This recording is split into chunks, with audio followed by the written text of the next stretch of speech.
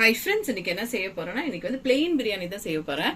அதுனா குஸ்கானோ நீங்க எடுத்துக்கலாம். இதை எந்த கறி எதுவுமே போடாம, சிக்கன் மட்டன் எதுவுமே போடாம ஒரு பிளெயின் பிரியாணி. ஏன்னா நான் 40 டேஸ்க்கு வீட்டில் பையன் சாப்பிட்றது இல்லை, நான்வெஜ் சாப்பிட்றதுல. அதனால சரி அந்த கிரேவிங்ஸ் அவனுக்கு இருக்கக்கூடாதுன்னு சொல்லி இப்போ வந்து பிளெயின் பிரியாணியா பண்ணலான்னு சொல்லி தான் பண்ண போறேன் நான். இதுல வந்து கறியே போடாம சும்மா பாசுமதி வச்சு பண்ண போறது. பாசுமதி தான் எடுத்திருக்கேன். இது வச்சுட்டேன் பாருங்க, பேன் வச்சுட்டு இதுல வந்து நமக்கு தேவையான அளவு எண்ணெய் ஊத்திக்கலாம்.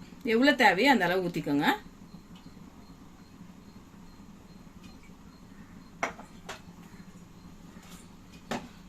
நெக்ஸ்ட் நல்லா ஒரு ஸ்பூன் நெய், சும்மா அதை வதக்கிறதுக்கு ஒரு ஸ்பூன் நெய் ஃபோக்கஸ் பண்ணி, அதுக்கப்புறம் திருப்பி நெய் போட்டுக்கலாம். நம்ம போட்டுட்டு டக்கு டக்குன்னு எப்படி காட்டுற பாருங்க, ஃபாஸ்டா போட்டு ஒன்று எடுத்துட வேண்டியதுதான். எங்க வச்சிருக்கணும் இப்போ பிரிஞ்சி இலை, இது வெடிக்கும் பிரிஞ்சி இலை. அப்புறம் பச்சை மிளகா, நான் வந்து ஒரு 3/4 கிலோ ரைஸ் எடுத்திருக்கேன். 3/4 கிலோ ரைஸ்க்கு ஒரு 4 பச்சை மிளகா, ஒரு 3 வெங்காயம் அரிஞ்சு வச்சிருக்கேன். பட்டன்னு வதங்கிது போட்டு நல்லா வதக்கிக்கலாம். கூடவே கொஞ்சம் புதினா நல்லா அலசி, கொஞ்சம் ஒரு கை புதினா.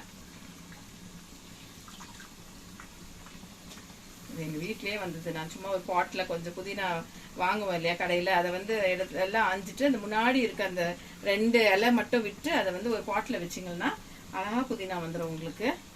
ஒரு கை புதினா, ரொம்ப புதினா நான் போட மாட்டேன். பாருங்க, போட்டு எல்லாத்தையும் நல்லா இப்போ வதக்கி விட்டுக்கலாம்.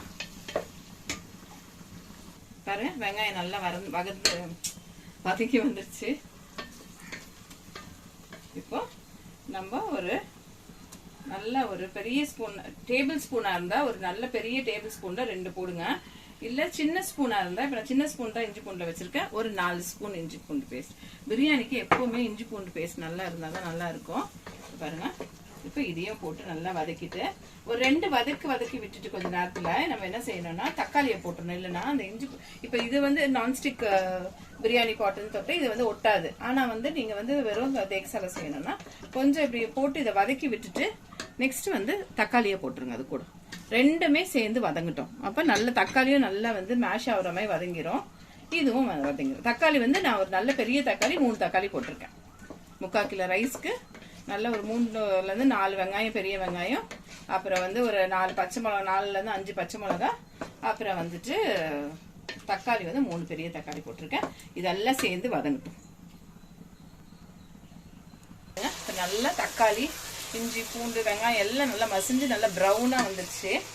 இப்போ என்ன செய்யலாம்னா நம்ம இப்போ நல்லா உங்க காரத்துக்கு ஏற்ப போட்டுக்கோங்க. நான் வந்துட்டு ஒரு 2 ஸ்பூன் மிளகாத்தூள் போடுறேன். உங்களுக்கு எவ்வளவு தேவையோ அந்த அளவு போட்டுக்கோங்க.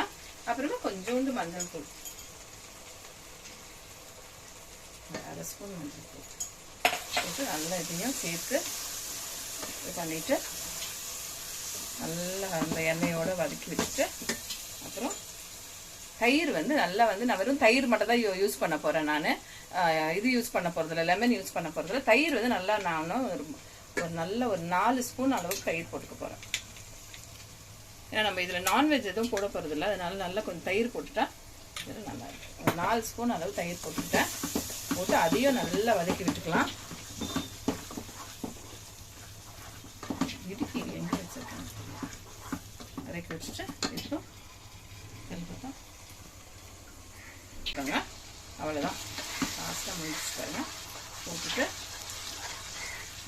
இதுல நம்ம ரைஸ் வந்து நான் ஒரு 3 அளவுக்கு 3 அளவுக்கு எடுத்து வச்சிருக்கேன். 3/4 கிலோ அளவுக்கு எடுத்து வச்சிருக்கேன்.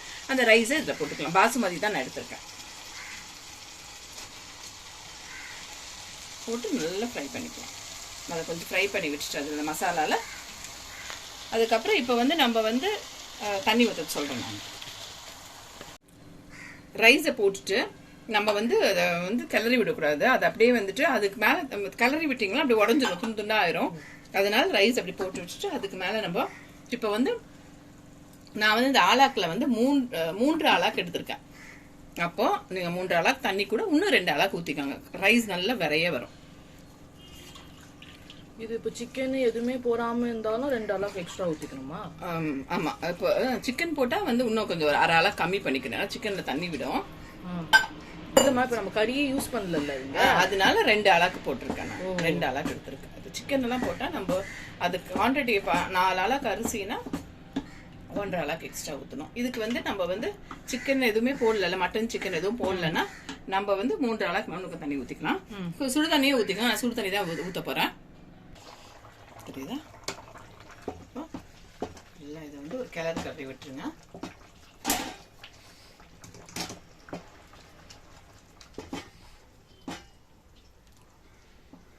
பாருங்க, நல்லா கிளறி விட்டுட்டு நல்லா கொதி வந்துடுது.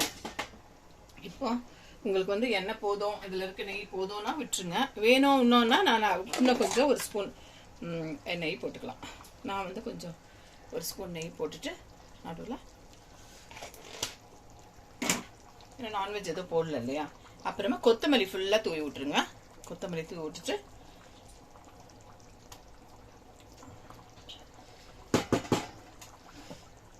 மூடி போட்டு நல்லா டைட்டாக மூடி போட்டு வெயிட் ஹெவியாக ஏதாவது ஒன்று வச்சிடலாம் இது மேலே. இப்போ வந்து ஸ்டோவை வந்து ஸ்லோ பண்ணி விட்டுருங்க. நல்லா ஸ்டோவை வந்து ஸ்லோ பண்ணிடுங்க. கீழே ஸ்டோவை வந்து நல்லா ஸ்லோ பண்ணி விட்டுட்டு ஒரு 10 to 15 மினிட்ஸ் அப்படியே ஓப்பன் பண்ணாமல் அப்படியே விட்டுருங்க தம்மில்.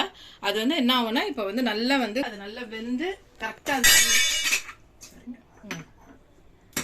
வெந்து தண்ணிக்கு வந்து நல்லா அந்த தண்ணியோட வெந்து கரெக்டாக வந்துடும். தண்ணிக்கு நல்லா ஒரு ஹெவியாக ஏதாவது ஒன்று இந்த மாதிரி வச்சு விட்ருங்க அது மேலே.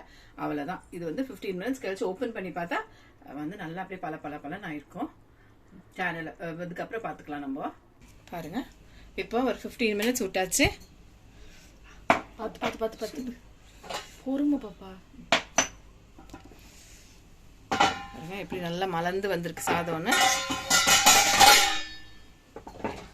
இப்போ கிளறி விட்டுக்கலாம். உங்களுக்கு அவ்வளோதான் ஆயிடுச்சு.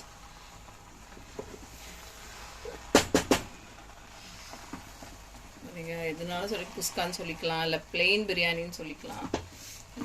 ரொம்ப நல்லா இருக்கும். இந்த மாதிரி நீங்கள் நான்வெஜ் செய்யாத நாள்லாம் இந்த மாதிரி நான்வெஜ் சாப்பிடாம ஃபாஸ்டிங்கில் இருந்தீங்கன்னா இந்த மாதிரி செஞ்சு சாப்பிடுங்க. வந்து உங்களுக்கும் அந்த கிரேவிங்ஸ் இருக்காது.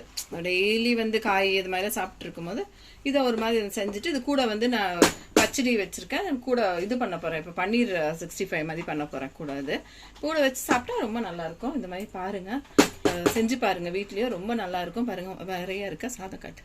பாருங்கள் உடையாமல் இருக்குது சாதம். சாதம் வந்து அப்படி உடையாமல் இருக்குது. வந்துட்டு இந்த மாதிரி சேனலை பாருங்கள், சப்ஸ்கிரைப் பண்ணுங்கள், ஷேர் பண்ணுங்கள், லைக் பண்ணுங்கள். தேங்க்யூ.